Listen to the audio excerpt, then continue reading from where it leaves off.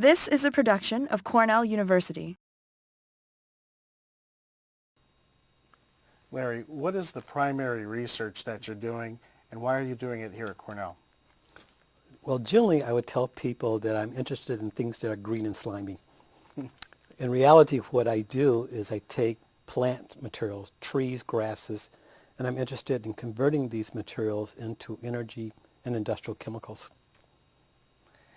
And what are you doing with those industrial chemicals? Obviously, it's for fuel, but Fuel is one component of it, and we're working on a lot of activities around cellulosic ethanol. As you can imagine, this second generation technology is getting a lot of attention at the national level, and we like to think that New York State and Cornell in particular can play in this space. But in addition to producing ethanol, we can produce other biofuels such as butanol, hydrogen, methane. We can also begin to produce industrial chemicals, different types of organic acids that can be used for other industrial purposes. now this process of making biofuels, is it any different from what a brewer does to make beer or cognac?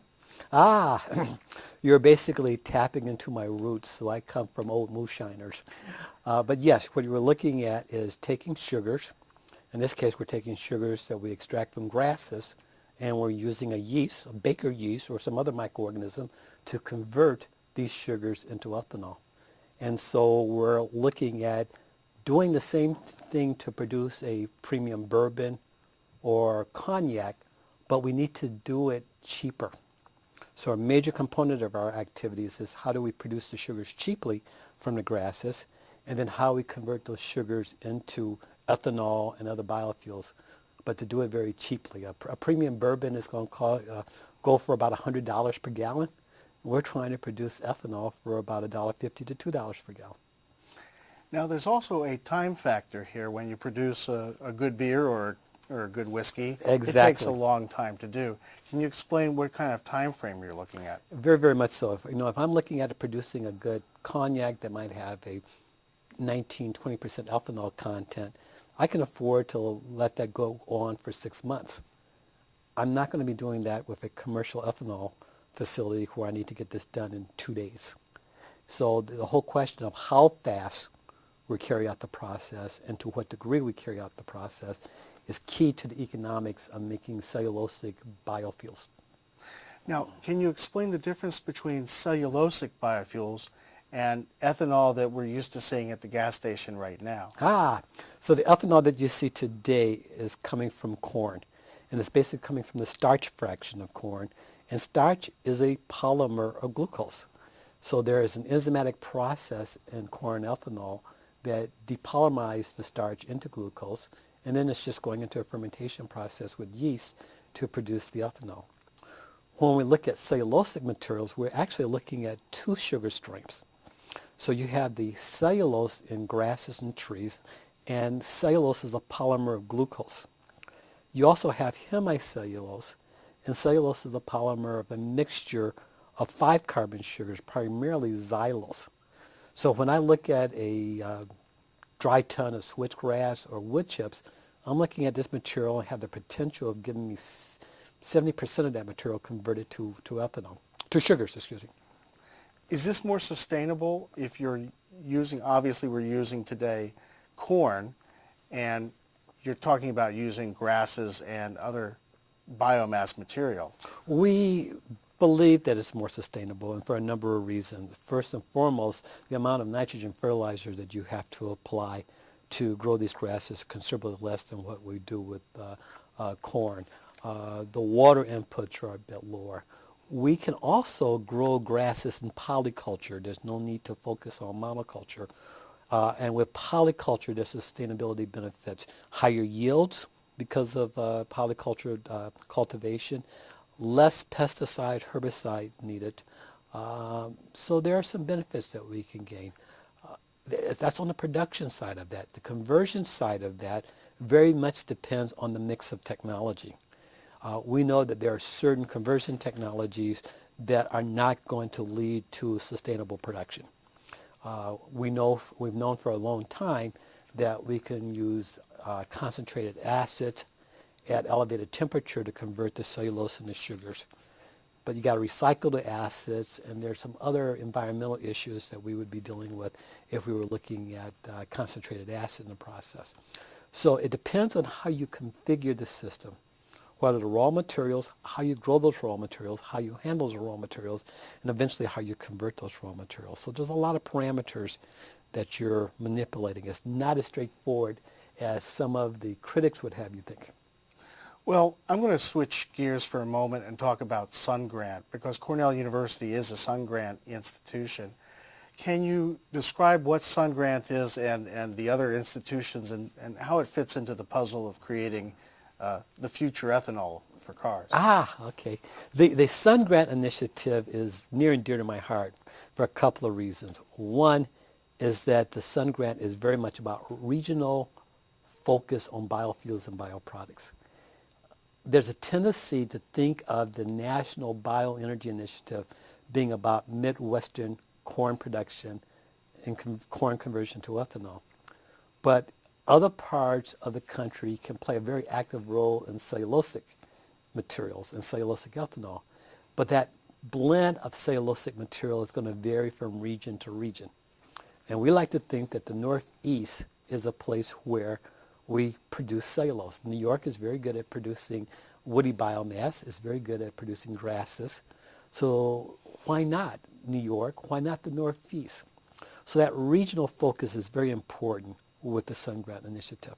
The other key theme for Sun Grant is engaging land grant institutions. Land grant institutions over the past couple of hundred years have been very active and moving past 100 years have been very active in economic development in rural communities.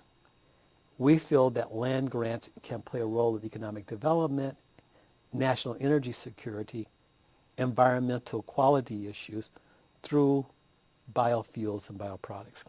So that's the other angle with Sun Grant we're very, very excited about. And that leads me to this question. What are the industries that New York and possibly the other northeastern states can enjoy from this kind of research? What do we have to look forward to? We tend to look at the bioethanol, biofuels, as a subset of activity that falls under this category of bioeconomy. And one of the reasons that we're very excited about the cellulosic is that you need to deal with a distributed production system. Unlike corn, cellulosic biomass is not very dense. So we're not going to be moving this material across the country by rail, by barge. You're going to be pulling material from a 35 to 50 mile radius.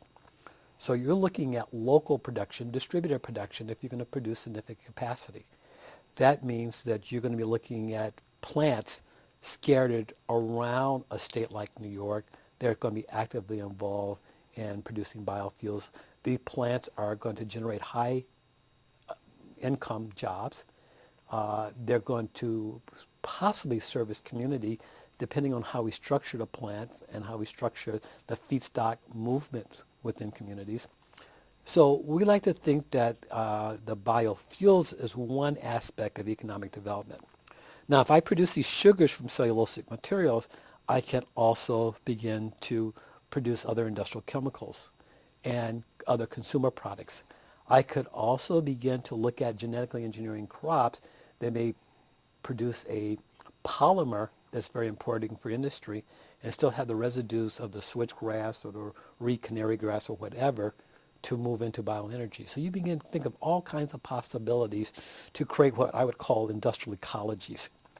You can begin also look at feedback loops where waste materials that would be produced can be used to produce other products. And so spent solids that may come through the process may be dried and used as a energy fuel for a boiler, producing steam and electricity. So you begin to think about all kinds of possibilities. The bottom line is coming up with systems that are economical, that are sustainable, and that fits into the social fabric of rural communities. And so that's where all of the excitement comes, trying to envision what these systems might be and then actually make them happen.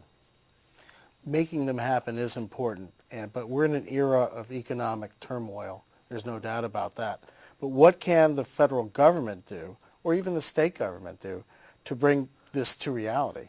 If you look at the history of technology, we've always had major innovation and creativity at times of economic chaos. It goes back 150 years ago when we start looking at the advent of the oil industry. By the time the oil industry was getting involved, you had civil war, you had mechanization taking place in agriculture. Natural selection as a theme of science was taking off. So when you have this type of disruption, that's where innovation comes into place. And if you look at some of the drivers for this disruptions that we're seeing today, climate change is a major issue. National energy security, environmental quality, all of these factors play out very nicely with biofuels. We feel that the bioeconomy is going to generate jobs. We feel that biofuels are going to help us get off of imported oil. We think that there's a place for it to help us deal with climate change. So I'm actually very optimistic that through good research and development, we can address some of the challenges in producing biofuels and bioproducts, and in doing so, create economic opportunities.